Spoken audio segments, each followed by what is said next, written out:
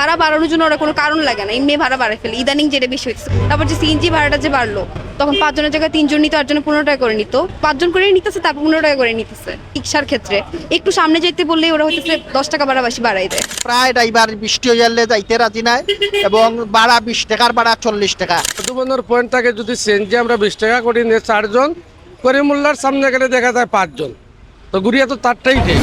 রাস্তাঘাটে চলাফেরা করতে আমাদের অনেক সমস্যার সম্মুখীন হতে হয়। সবচেয়ে বড় যে সমস্যাটা আমরা সবসময় ফেস করে থাকি সেটা হচ্ছে যাতায়াতের সমস্যা, অর্থাৎ রিক্সা বা সিএনজি জনিত যে সমস্যাগুলো। দ্বিগুণ ভাড়া দিয়েও পড়তে হয় ভোগান্তিতে। আসলে বৃষ্টি হলে যে ভাড়াটা বাড়ে ফেলে এরকম না, দেখা যায় যে সব সময়ই যে কোনো সময় এসে বাড়ে ফেলতে পারে।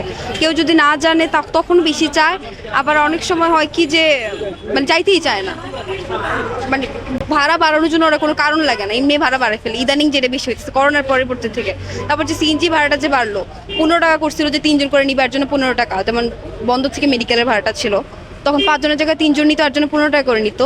এরপর দেখা গেছে যে 5 জন করে নিতেছে, তারপর 15 টাকা করে নিতেছে। তারপর দেখা যায় যে একটু যদি ধরেন বলতে, স্পেশাল রিক্সার ক্ষেত্রে একটু সামনে যেতে বললে ওরা হইতেছে 10 টাকা ভাড়া বেশি বাড়াই দেয়। যেমন আমার ক্ষেত্রে হইতেছিল কি, আমি হচ্ছে তকদির পয়েন্ট থেকে যে ইন্টারন্যাশনাল ভার্সিটিতে যখন যাই, এটার ভাড়া নর্মালি হইতেছে তকদির পয়েন্ট থেকে যে ঘাট যেটা, ওইটা তো 10 টাকা ভাড়া। আমি এখানে ফিক্স 10 টাকা ভাড়া, আমি তকদির পয়েন্ট থেকে হচ্ছে আমার ভার্সিটিতে যখন গেছি, এটা হচ্ছে হাফ রাস্তা, এটাতে যে আমার কাছে চাইতেছে 20 টাকা, অথচ এর সাথে ডাবল রাস্তা হচ্ছে 10 টাকা ফিক্সড, তখন আমার 15 টাকা দিয়ে আসতে হইতেছে। আমার মনে হয় যে সব জায়গায় যদি ফিক্সড একটা ব্যাপার থাকতো, যে অনেক সময় দেখা যায় একটা জায়গায় 20 টাকা দিতেছে, 30 টাকা মাঝে মাঝে দেওয়া লাগতেছে, বা অনেক সময় 40 টাকাও দেওয়া লাগতেছে, সেম ভাড়াটাই। অনেক সময় দেখা যায় 20 টাকা তো যাইতে পারতেছে, যদি একটা ফিক্সড ভাড়া থাকতো যে না এতটুকু অ্যামাউন্টের মধ্যে এটা এই এতটুকুই ভাড়াই, মানে অতটুকু দূরত্বের মধ্যে অতটুকু ভাড়া যদি ফিক্সড থাকতো, দেখা যাচ্ছে আমরা নিজেও জানতেছি না আসলে ভাড়াটা কত।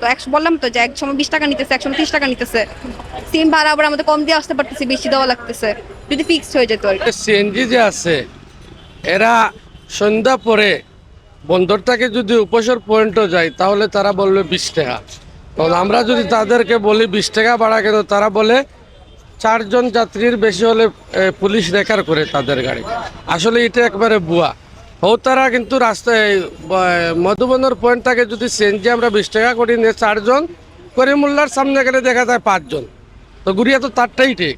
তাহলে উপসর যদি 20 টাকা করে হয়, তাহলে 5 জনে 20 টাকা না, আমাদের উপরে জুলুম হয় না? রিক্সাও সেম। আর রাত্রে 10টার পরে তো গাড়িও মিলে না, যখন সিএনজি পাওয়া যায়, সিএনজি পাওয়া গেলে ভাড়া বেশি হয়। আমরা সাধারণ যারা গরিব দিনমজুরি মানুষ আছি, এরা সারাদিন পরিশ্রম করে 300 টাকা পায়।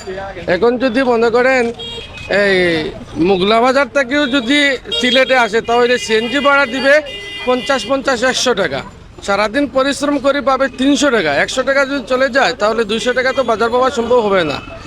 তো একটু সুবিধা মিলে যে সিটি এক্সপ্রেস, নগর বাস আছে না, এগুলা কিন্তু ভাড়া কম। এগুলো আবার রাত্রে 9টার পরে গাড়ি পাওয়া যায় না। এই সিএনজি রিক্সার চেয়ে যদি টাউন বাসের গাড়ি আরও যদি বাড়িয়ে আয়, তাহলে সাধারণ আমরা গরিব যারা মানুষ আছে, তারা ভাড়া অনেক সেভ হবে এবং আমরা যাতায়াতের সুবিধা পাবো। অনেক সময় ভাড়াটা একটু বেশি কিংবা গাড়ি পাইতে সমস্যা, এটাই আর কি। এটা তো একটা নিয়ন্ত্রণের মাধ্যমে, মনে করেন সবাই মিলে যদি একটা সিদ্ধান্ত নেয় কিংবা একটা সমিতির মাধ্যমে যে আপনার অতিরিক্ত ভাড়া নিতে পারবেন না, এটার উপরে মনে করি যে এতটুকু আর কি। একটু সামান্য বৃষ্টি হইলেও রিক্সায় খুব ক্রাইসিস দেখায়। 20 টাকার ভাড়া 30 টাকা। যেমন আমিও কিছু আগে রংবল টাওয়ার থেকে গিন্দা বাজার আইছি, তো মোটামুটি ভাড়া রিক্সা ড্রাইভারে একটা সহনশীল নিছে, কিন্তু এমনি প্রায় ড্রাইভার বৃষ্টি হয়ে গেলে যাইতে রাজি নাই, এবং ভাড়া 20 টাকার ভাড়া 40 টাকা। আমি ঊর্ধ্বতন কর্তৃপক্ষ এবং সিটি কর্পোরেশন এবং সরকারি ডিআইজি, ডিসি মহোদয়, এসপি, সবর সার্কেল পুলিশ সার্জন যারা আছে, সবর আমি করিয়ার দৃষ্টি আকর্ষণ করিয়ার যে আমরা সাধারণ মানুষ রিক্সা চলাচল করি, এইটা যেমন সহনীয় পর্যায়ে থাকে এবং তারা মনিটরিং করে করিয়া এটা করে। সিলেট সারা বাংলাদেশের মানুষ হয়। আমি সাজলাল মাজারও রহমতুল্লাহ আলাইহি প্রায় সময় আনাগুনা করে যাওয়া আশা করি। সারা বাংলাদেশের মানুষ সিলেট সাজলাল রহমতুল্লাহ মাজারও হয়। তাই সিলেটবাসীর কাছে এবং প্রশাসনের যারা উনার কাছে আমার উদারত আহ্বান থাকবে, সব মানুষের প্রতি সুদৃষ্টি দেওয়া এবং সব মানুষের জেলা তার ন্যায্য অধিকার পায়, ওইটা আমি কামনা করি। শহরের বিভিন্ন জায়গায় ঘুরে ঘুরে এতক্ষণ আমরা যাত্রীদের সাথে কথা বললাম, যারা বিভিন্ন সময়ে বিভিন্ন ভোগান্তির শিকার হয়েছেন। শুনিয়েছেন তাদের অনেক অভিযোগ এবং অনেকেই চাইছেন ভাড়া নির্ধারিত করে দেওয়া হোক। প্রতিটি পয়েন্টে পয়েন্টে যেন কোন পয়েন্ট থেকে কোথায় কত টাকা ভাড়া সেটি নির্দিষ্ট করা থাকলে তাদের জন্য সুবিধা হবে, এমনটি জানিয়েছেন ভোগান্তির শিকার হওয়া অনেক নারী যাত্রীরাই। এতক্ষণ আপনাদের সাথে ছিলাম আমি শ্রাবণী তালুকদার, ক্যামেরায় ছিলেন শহীদুল ইসলাম সবুজ।